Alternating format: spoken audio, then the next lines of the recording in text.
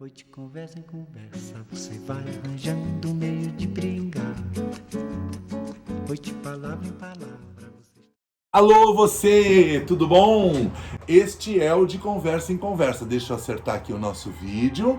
Eu sou Gerson Esteves e ela é Angelina Seixas. A gente está em live pelo Instagram, mas a gente também está gravando e esse programa fica gravado na nossa página Conversa em Conversa. Bom, hoje, festa da democracia.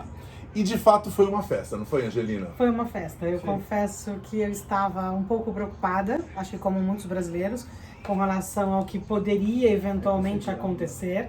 Mas nos lugares onde eu passei, estava tudo tranquilo, estava todo mundo votando. A gente teve, pelo que eu acompanhei rapidamente, uma abstenção menor do que a gente teve nas outras eleições. A gente teve mais jovens votando. Então, acho que esse é o exercício que a gente trabalhou nos últimos anos. E nestes últimos meses, a gente acreditou que daria certo e está dando certo. E eu queria começar dando alguns números para a gente, para ficar claro de que de fato foi uma festa da democracia. A gente sim teve menor abstenção esse ano do que nos últimos anos. A gente sim teve 1.600.000 mais eleitores entre 16 e 18 anos. Isso, gente, é maravilhoso. 1.600.000 novos eleitores que estão aí treinando a tal da democracia para a gente poder saber votar cada vez melhor. A gente também teve 2 milhões de mesários em trabalho voluntário. Eu fui mesário, Angelina, e fui presidente de sessão eleitoral. E como mesário, olha as buzinas aí fora, porque a gente tem aí uma virada aí do candidato do PT, Luiz Inácio Lula da Silva. E a gente vai falar já sobre isso, porque acabou de ter uma virada. Quando a gente começou o programa estava pau a pau e agora teve uma virada, então começaram uns buzinaços. Eu queria falar também que eu fui mesário e presidente de sessão eleitoral e eu tinha muito orgulho desse trabalho. Você já foi, Angelina? Não fui, ainda não fui mesária, mas vou ser, logo logo. Eu acho que isso demonstra que, apesar de todas as fakes, apesar de todas as inverdades que foram ditas ao longo desses últimos meses, 2 milhões de pessoas acreditaram que ia dar certo, né? E foram lá, foram trabalhar. A gente tem mesários defendendo os candidatos, porque são pessoas físicas, antes de ser qualquer outra coisa. A gente sempre fala que a gente é pessoa física na nossa escolha pessoal. Então, assim, ter jovens eu achei maravilhoso, porque eles não são obrigados, eles estavam há alguns anos meio desligados da vida pública. Hoje não, são pessoas de 16 a 18 anos, muito mais conectadas, muito mais interessadas numa política e que sim, quiseram saber como funciona, não tem a obrigação. Entre 16 e 18 anos, é bom que todo mundo saiba, não sei se todo mundo sabe, é facultativo o voto. Assim como acima de 70 anos é facultativo o voto. Mas também vi muitos velhinhos, eu que entro na fila dos velhinhos agora para votar, gente. Eu tive entrada privilegiada, não peguei fila, mas vi fila. Tinha muito velhinho indo votar, muito cadeirante, muita gente com questões aí de saúde, que estavam indo votar. Eu acho isso maravilhoso. Eu acredito que tenha sido justamente essa vontade de fazer dar certo, seja para um lado, seja para o outro lado, que fez com que todo mundo se empolgasse, se encantasse e quisesse fazer a diferença. Que é o que a gente falou durante a semana toda. Participar de uma eleição significa querer que alguma coisa mude e essa mudança depende de cada um. Então, não daria para a gente ter uma abstenção e depois as pessoas reclamando. Eu fiquei muito feliz, não peguei fila na minha sessão. O TRE, o Alexandre Gomes, presidente do Tribunal Superior Eleitoral, TSE, deu uma coletiva essa tarde por volta das 15 horas, mais ou menos, e ele estava dizendo que, claro, houve filas, e essas filas são decorrentes muito mais do tempo que o eleitor levava na votação. Então, a gente fez uma continha rápida, são 16 ou 18 dígitos que a pessoa tem que digitar, tem que pressionar, aí ela confere, espera a confirmação, confirma, aí muda a tela. Então, se perdia aí 1,5 minuto a 2 minutos por eleitor. Algumas sessões estavam mais congestionadas, outras menos. Na entrada do meu local de votação da minha sessão eleitoral tinha muita fila, porque era uma entrada funilada e tinha gente trabalhando ali o tempo todo. Parabéns a todo mundo que trabalhou nessas eleições de maneira voluntária. Nossos parabéns. A gente tem muito orgulho do povo brasileiro e mais, eu tenho muito orgulho e respeito pela nossa justiça eleitoral. Você também? Eu tenho total respeito à justiça eleitoral. Ela não é formada só... Algumas pessoas acham que a justiça como um todo, ela só é formada por juízes ou desembargadores ou ministros. Não, ela tem muito servidor, ela tem muita gente da nossa gente. São pessoas que pegam o mesmo metrô que você, são pessoas que pegam o mesmo ônibus que você, são pessoas que trabalham como você, que estudam como você, que ganham às vezes a mesma coisa que você ganha de salário. Então eu tenho um orgulho, um respeito enorme pelos servidores da justiça, que são mais pessoas além daquelas que a gente ouve sempre o nome, que são os ministros, que são os desembargadores, né? Então a gente tem um exército por trás desta eleição, a gente tem um exército enorme atrás do sistema judiciário brasileiro e que é extremamente confiável, porque são pessoas, são brasileiros, são confiáveis. E eu queria chamar a atenção, a gente está falando de 156 milhões de pessoas votando nessa eleição, no Brasil e fora do Brasil, isso é muita gente, 156 milhões de eleitores. São 9 milhões a mais do que em 2018. Nós temos 9 milhões a mais de eleitores do que em 2018, são números do TRE. E nós temos 577 mil urnas eletrônicas.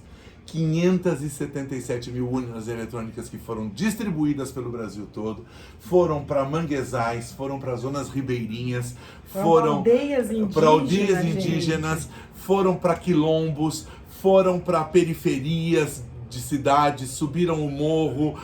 Olha, é maravilhoso quando a gente pensa esse esforço e a gente teve pouquíssimas ocorrências ou intercorrências, como chamou o Alexandre, presidente do TRE. Pouquíssimas, a gente teve um tiroteio aqui em São Paulo, um uso indevido de armas, mas parece que nada foi eleitoral, foi um uso indevido de armas, uma ocorrência policial e não eleitoral. A gente teve um eleitor que quebrou uma urna eletrônica propositadamente. Eu percebi em Minas Gerais. Parece que sim. Minas Gerais. A gente teve alguns bate-bocas aqui e ali, mas nada que a gente não tenha visto antes em outras eleições, eu diria até menos do que a gente já viu antes num país como o nosso, que é um país famoso por todo aquele... como chamava quando a gente falava? O cara, o fazendeiro, curral, né? Eleitoral. O curral, né? Esses famosos currais eleitorais. Houve uma ocorrência, Angelina, queria que você comentasse, com relação ao transporte gratuito. Algumas prefeituras e alguns estados tinham disponibilizado transporte gratuito para que os eleitores pudessem votar. A gente sabe que R$5 de passagem na ida e na volta para alguns brasileiros faz toda a diferença no final do mês. Faz sim, se você não sabe, faz. E aí o presidente em exercício exigiu que isso fosse tirado, esse direito de transporte gratuito, porque ia caracterizar transportar as pessoas para votar e ser proibido por lei eleitoral. Como é que você vê isso? Na verdade, eu vejo como mais uma tentativa de tumulto. Que bom que não deu certo. Mas olha, eu achei que é uma pauta bastante interessante para nós eleitores pedirmos uma mudança na legislação eleitoral, porque se o transporte público, ele é público, porque é o Estado que nos fornece, então acho que talvez para as próximas eleições essa seja uma pauta que eu gostaria que eu, você e todo mundo que pudesse... E nós aqui no De Conversa em Conversa vamos levantar essa pauta, transporte gratuito nas eleições. Exatamente, porque nós elegemos deputados e cabe a eles essa alteração legislativa, então acho que é uma pauta interessante, acho que a gente não precisa ficar mais na mão de um gestor público estadual ou municipal para saber se eu vou ou não permitir que você vá de graça no dia da votação. A gente tem vários incentivos que já funcionam, a gente tem incentivo para estudante, o que é muito bom, a gente tem incentivo para idosos, que é muito bom, a gente tem incentivo para deficientes físicos, que é muito bom, e um dia só, abrir mão de uma arrecadação num dia como esse, eu tenho certeza que só fará bem para a economia, só fará bem para a democracia. Eu acho que essa é uma pauta, se a gente pegar aquela listinha que a gente falou que ia fazer hoje, que nós dois fizemos, e a gente cobrar do nosso deputado, talvez a gente não precise ficar gastando dinheiro do público com novas ações, com tentativas de impedir que alguém faça ou que traga um benefício, que é um benefício excelente. Em São Paulo a gente paga R$ 4,40 para quem não é de São Paulo, pro metrô, R$ 4,40 pro ônibus, você não tem integração nesse dia. Não tem bilhete único, embora bilhete alguns único. Candidatos tenham tentado durante décadas aqui em São Paulo, ainda não temos bilhete único. Um sistema totalmente integralizado, porque a gente tem vários várias ramificações de transporte funcionando. Então acho que vale sim, acho que foi uma tentativa frustrada, fiquei feliz que ele perdeu, mas não porque ele entrou, é porque isso nem deveria estar na pauta dele num dia em que a gente deve facilitar ao máximo o exercício da democracia. Outra coisa que ele chamou a atenção foi as grandes filas fora do Brasil. A gente hoje, na hora do almoço, já tinha resultado de votação em todo o Oriente, Coreia, China, mesmo no Japão, na Austrália. Quem me segue aqui na minha página deve ter visto, e no De Conversa em Conversa também, eu publiquei alguns resultados da votação. Então, o candidato Jair Bolsonaro ganhou em Israel, no Japão, mas o candidato Luiz Inácio Lula da Silva venceu na Austrália, venceu na China, venceu na França, venceu, me parece também, que na Itália e Espanha. Portugal teve filas quilométricas. Portugal é o segundo domicílio. Não, hoje Portugal é o primeiro país com mais brasileiros morando lá. Então, mas o que eu vi aí, nós temos uma discordância, porque o que eu me informei pelo TRE é que os Estados Unidos ainda é o maior país com eleitores brasileiros. Os Estados Unidos é o primeiro, né? Então, Portugal é, na Europa, o primeiro, okay. Fora da Europa, contando com os Estados Unidos e tudo, é o segundo. Então, filas quilométricas, a votação em Portugal teve que ser estendida por 4 horas, além do horário esperado. O TSE autorizou, e nos Estados Unidos também estava tendo problemas. A ala oeste dos Estados Unidos, toda a costa do Pacífico, demorou mais do que a costa do Atlântico, evidentemente, e o meio da América dos Estados Unidos também. Na Flórida eles estavam com problemas de votação, porque na Flórida eles estavam vivendo aí ainda os reflexos do furacão, mas também em Washington, e em Nova York, em Boston, também em Filadélfia, na costa do Atlântico, eles estavam com um tempo muito ruim, mas ainda assim tivemos muitas filas para votação. E a votação ia ser estendida. Na Califórnia, por outro lado, o resultado deve ter saído recentemente, e eu ainda não vi os resultados em Los Angeles, Seattle, essas cidades mais da costa oeste dos Estados Unidos. Ô Angelina, como é que você sentiu aí o resultado nas urnas até agora? Eu tô acompanhando aqui uma emissora de televisão que está fazendo a apuração. A gente tá com o país dividido entre Lula e Bolsonaro, pelo que a gente pode ver. Parece que agora já deu um empate aí técnico. Estamos com praticamente 80% das urnas apuradas em todo o Brasil. Temos resultados já de deputados, de senadores e de governadores. Como é que você está sentindo esse movimento nas urnas? Olha, eu fiquei um pouco preocupada logo no começo, porque eu estava mais acompanhando a lista dos deputados, e aí eu pude perceber que não temos, neste momento, uma mudança radical com relação às escolhas. Algumas pessoas que a gente já achava que estariam à frente estão, poucas mulheres. Não consegui visualizar o número de negros que eu gostaria de ver eleitos, já com uma votação expressiva. Nós falamos, desculpa te interromper, não perde teu raciocínio, Angelina, mas é de conversa em conversa. Nos programas anteriores, para quem nos acompanhou, mas eles estão no YouTube, eles estão aqui na nossa página do Instagram. Para quem não acompanhou os programas anteriores, nós falamos muito reiteradas vezes sobre representatividade. Sim. Nós falamos muito, e sobre o conceito de representatividade, que eu acho que as pessoas ainda não entenderam claramente sobre do que se trata, e a gente não vai falar agora, porque agora não é mais hora, a gente volta a falar em outra hora, mas a gente não percebeu isso no resultado. Neste primeiro momento não. É claro que o mapeamento vai ser feito na sequência, a gente vai analisar caso a caso, mas isso não foi visível de pronto. A gente teve estados, como a gente já previa, que teriam seus governadores eleitos no primeiro turno. Então, praticamente na primeira hora da apuração, os seus governadores já estavam eleitos, como é o caso, por exemplo, do Paraná. Eu tenho aqui uma listinha. A gente tem 20 estados que estavam em reeleição. Então, desses 20 estados que estavam em reeleição, eles esperavam que pelo menos 15 já se resolvessem em primeiro turno, sem segundo turno.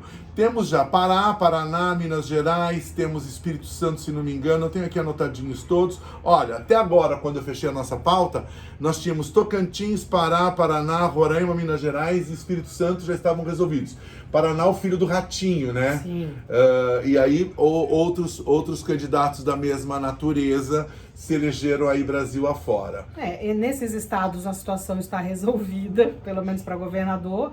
Nós tivemos também já, antes da gente começar o programa, já tínhamos 2 senadoras, mulheres, a de Brasília e a do Mato Grosso do Sul. Estamos falando de Tereza Cristina e Damares Alves. Damares Alves, você deve se lembrar, é a doida da goiabeira. Lembra da doida da goiabeira? Essa é a Damares Alves. Eu tenho menos isenção política do que a Angelina, tá? São 2 mulheres. Ela tem um nome a zelar e ela é uma mulher. São 2 mulheres. O Ângelo, nosso querido amigo que está aqui na nossa produção de dados e números, tinha lembrado, Tereza Cristina é uma empresária, representa uma grande fatia da população do ponto de vista do agronegócio, né? Ela tá ali no coração do agronegócio. E a Damares, uma mulher ligada às igrejas evangélicas, Sim, não é isso? exato. Fala um pouquinho melhor para mim delas, Angelina. A Tereza Cristina, uma mulher ligada ao agronegócio, já foi ministra também. As 2 são ex-ministras do governo Bolsonaro.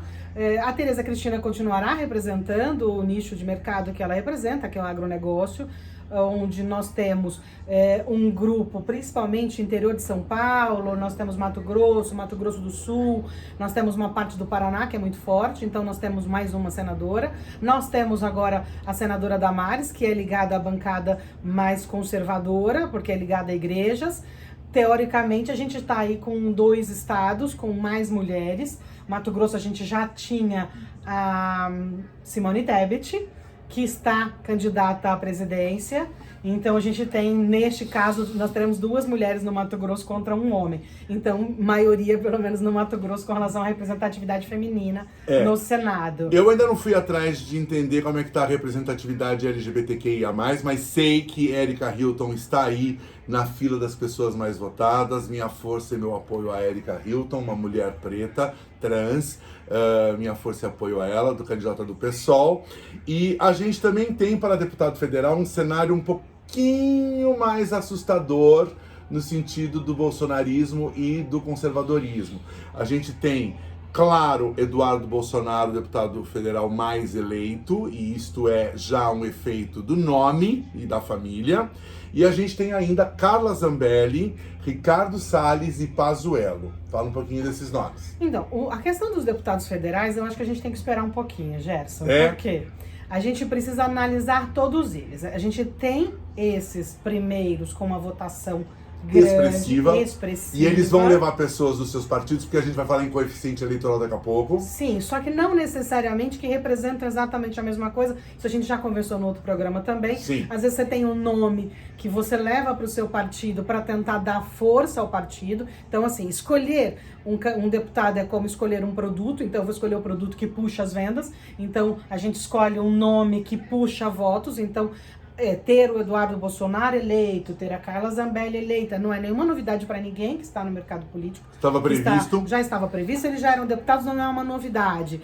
Todos esses nomes já estavam lá e eles continuarão lá. Assim como Damares e Tereza Cristina já eram nomes previstos. Exato. Eram, né, Damares no Distrito Federal, Tereza Cristina no Tocantins ou Mato Grosso do Sul. Já era previsto. Então, assim, são nomes que a gente já sabia. O que a gente precisa é depois de todo esse mapa de eleitos, de decidido quais são os nomes que subirão em cada partido. O interfone tocou porque a gente pediu uma pizza, porque a gente não acredita que no Brasil as coisas devem acabar em pizza, mas a gente vai comer uma pizza. No meio do programa, que no aí meio não é do no programa. final. Não vamos comer assim na frente de vocês e tal, mas vamos comer uma pizza. Então, assim, essa representatividade de forças, mais de direita, mais de esquerda, a gente só vai saber quando todos os candidatos estiverem já definidos por partido, para a gente olhar o mapa, exatamente o mapa de cadeiras que a gente pega, para saber mais para que lado eles estão e dos nomes eleitos, quais são as tendências. Se são tendências de se dirigirem mais para o lado da direita, o lado do centro, o lado da centro-esquerda, da esquerda. Isso ainda está um pouco cedo, porque como a gente tem como a nossa Constituição prevê eleição no caso do legislativo, por coeficiente eleitoral, então só depois de decidido qual é esse coeficiente e que a gente vai conseguir saber exatamente o que vai acontecer. Esse, por enquanto, não me assustou, só confirmou que a gente já estava esperando. Já que eu citei alguns nomes, também preciso citar o nome do Guilherme Boulos, que também já está eleito aqui em São Paulo, candidato mais votado neste momento, me informou a minha base de informação aqui.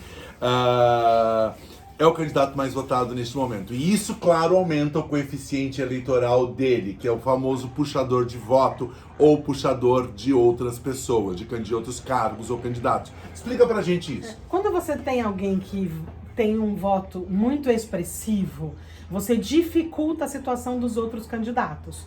Por quê? Porque o que é o coeficiente? Eu pego todos os votos válidos, divido pelo número de cadeiras que eu tenho, isso tem um número. Uma vez que esse número está definido, o primeiro entra com aquele voto mínimo. Então, no caso, vamos citar, por exemplo, Boulos. Ele está, agora há pouco, quando eu olhei, com mais de 800 mil votos hoje. É um número altíssimo de eleitores. Um número altíssimo. E nós também temos um número de votos válidos maior do que na eleição passada. Também é uma informação que a gente já falou. Nós temos menos brancos e nulos nessa eleição. Menos abstenções e menos brancos e nulos. A abstenção é uma coisa, branco e nulo é outra. Então, de uma certa maneira, nós vamos ter um coeficiente eleitoral mais alto. Então, a chance da gente ter pessoas de partidos com menos votos entrando é real. Então, nós com certeza teremos uma base ligada ao Boulos, talvez até maior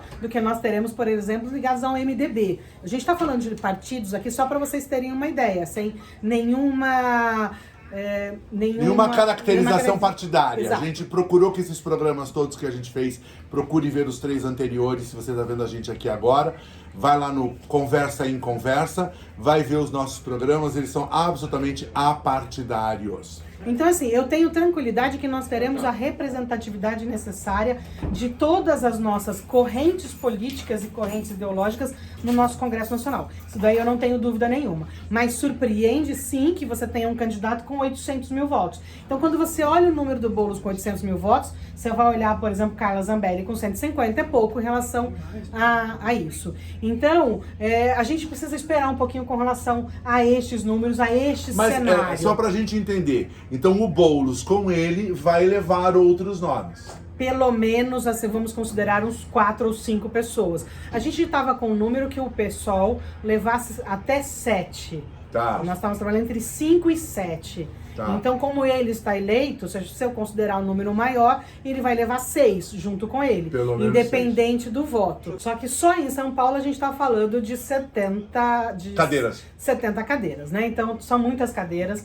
Eu não estou muito preocupada com isso, não. Nós teremos lá 70 pessoas que representarão a população de São Paulo. Obviamente que a gente também tem que analisar, se a gente está falando de Brasília, quais são os eleitos em todos os estados, para a gente saber como ficará essa representatividade lá em Brasília com relação ao Congresso Nacional. Mas, de fato, é uma situação que não é tão comum, a gente não tem tantos deputados tendo votação de eleição de senador, né? É verdade, são números absurdos. A gente esperava 250, 300 mil para os mais votados. Exatamente. Você está falando em 800 mil, 900 mil, é uma coisa absurda. E as urnas ainda não estão fechadas totalmente. Então a gente pode chegar aí a ter um deputado com 1 milhão de votos eleito. É uma votação bastante expressiva. E isso pode acarretar, por exemplo, a um lugar de mais votado como presidente de Câmara, por exemplo, ou ele pode pleitear um cargo de liderança. Isso também pode dizer que eu posso ter alguém eleito com 10 mil votos, com 500 votos, como a gente já teve numa eleição antiga, quando a gente teve o candidato Enéas, com uma eleição absurda, com um número de votos absurdo, e tinha gente com ele que tinha tido uma quantidade de 1.000 e poucos votos. Então, assim, são situações que refletem duas coisas. Primeiro, nós não explicamos para as pessoas exatamente o que era representatividade, porque a gente precisa entender que são só números, escolher candidatos são números. A gente deveria ter trabalhado todos os outros candidatos desses partidos de uma maneira melhor, para que a gente dividisse um pouco melhor e tivesse regras e tivesse pelo menos condições de igualdade na briga. É isso que a gente não tem. A gente briga desigualmente, né? A gente briga com valores, a gente briga com o tempo de televisão, a gente briga briga com nome. Então, assim, ter uma pessoa muito importante no meu partido é muito bom, mas enfraquece quem não é conhecido. Então, eu não dou, de fato, a representatividade que eu preciso. Mas me surpreende com tantos candidatos com uma votação tão expressiva no caso do estado de São Paulo. Não sou